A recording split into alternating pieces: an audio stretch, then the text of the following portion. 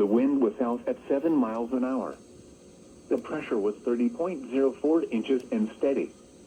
Looking around the area, across central Iowa, temperatures were between 45 and 49 degrees. At Ames, it was clear.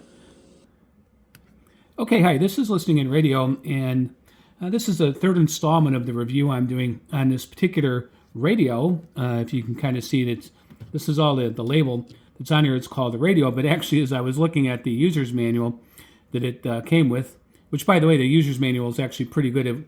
The type in it was very, very big and easy to see, but I happened to notice on here that there's a number on here, and I don't know if you can see that or not, maybe not. I think you could see it on the radio a little bit better. It says R11, and I didn't realize that. So I guess this model is the Radio R11, which kind of makes me believe it came from the same manufacturer that creates the RADI 750, and it certainly looks like the same radio, but it's much bigger. But I want to give you some idea of what's going on with the radio, the R11. So I operated the R11, and I posted a video of this before, with the whip antenna, only using the whip antenna, and on a long wire, which obviously, I was testing shortwave, and shortwave radio is always going to work better with a long wire antenna, but it still worked on the indoors with the whip antenna, and I could still hear US-based shortwave stations like really well. So it also has, because of the speaker, it has a nice speaker in it, and it has good audio, and I'm happy with the audio. And it also has the ability to drive a full set of headphones too, which is really nice because I like to wear over-the-ear headphones, so it works very well in that respect. But the radio was actually designed to work outdoor and as an emergency radio. And I have to tell you, in my opinion, I've taken this outside, I've had it inside, and I've tried to put it through its motions as much as I could to see what it would do.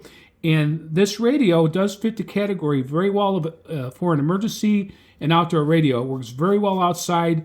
It's designed to work outside. It has a solar panel on the back of it, so you can charge the battery by daylight. So let me just show you that.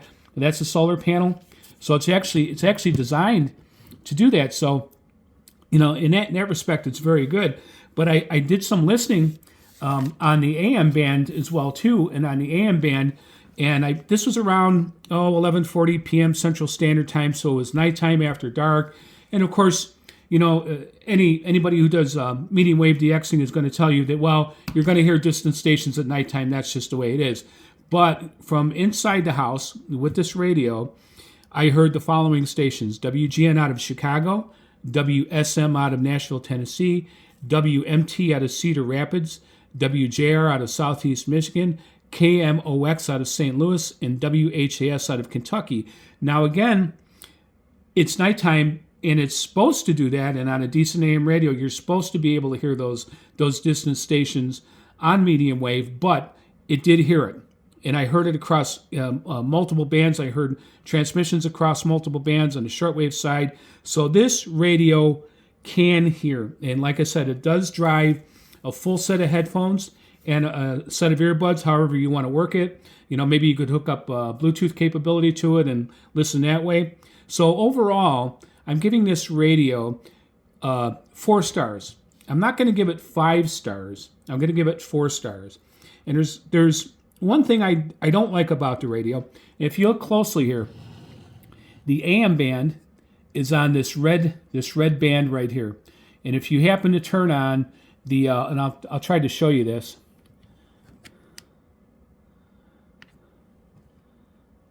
So right now the radio is on, and I'm just going to show you what